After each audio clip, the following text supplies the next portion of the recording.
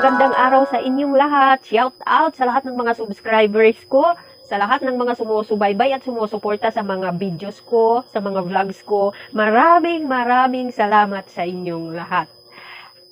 Shout out din sa lahat ng mga waraynon. Shout out sa lahat ng mga igkasi kong mga waraynon maupay nga adlaw sa iyo nga tanan.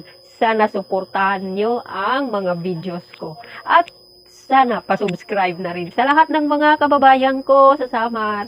Pasubscribe po at shout out sa inyong lahat. For today's vlog, sa sobrang tuwa ko kasi sa lahat ng mga nagpapaalam sa akin sa harapan ng tindahan ko na magdikit ng mga poster nila, sa lahat ng mga napunta dito, ito ang kauna-unahang nagbigay sa akin ng kapalit. Parang kapalit sa paglagay nila ng poster nila dyan. So dahil dyan, ako'y tuwang-tuwa kaya ginawan ko siya ng video. At so, ang kagandahan nito, sabi nila, hindi lang daw to ang ibibigay nila sa akin. Sa susunod, meron pa daw babalik dito at hindi na tasa ang ibibigay sa akin. Hindi ko alam kung ano pero I'm so happy and excited. So ito yung nagbigay sa akin ng tasa.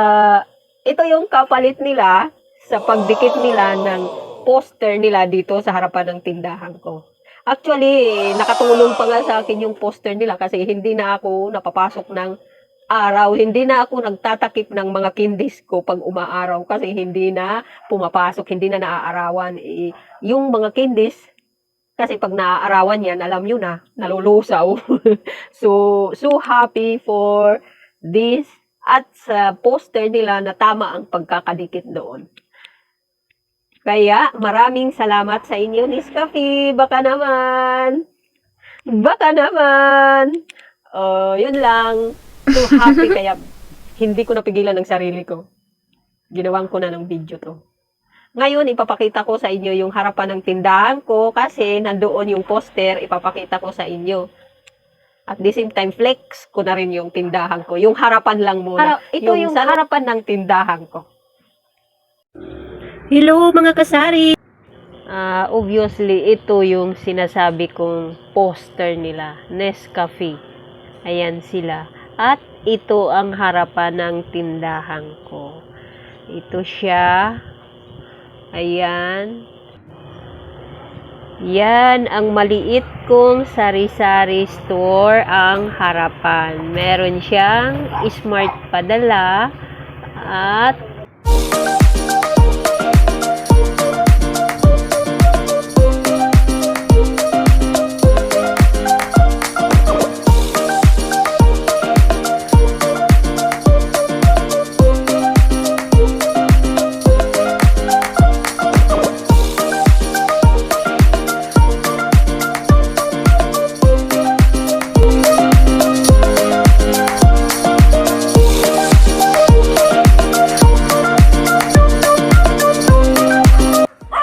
ayan, yung kontador namin dyan, nilipat yan, pinag-isa sa iisang poste ang lahat ng kontador dito sa amin.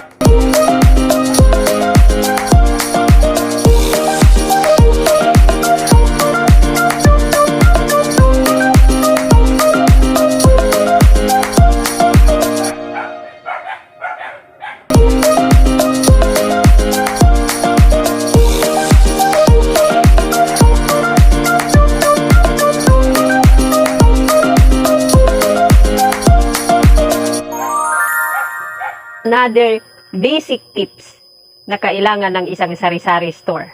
Sari store gaya ng laging ang bantay dapat nandyan. Kasi pag tawag ng tawag ang customer at malayo ka, hindi ka naririnig, umaalis yun. Nawawalan tayo ng benta kasi umaalis si tumer. Diba? Isa pa, dapat hindi tayo suplado. Hindi tayo suplada pagka tayo ang bantay ng tindahan.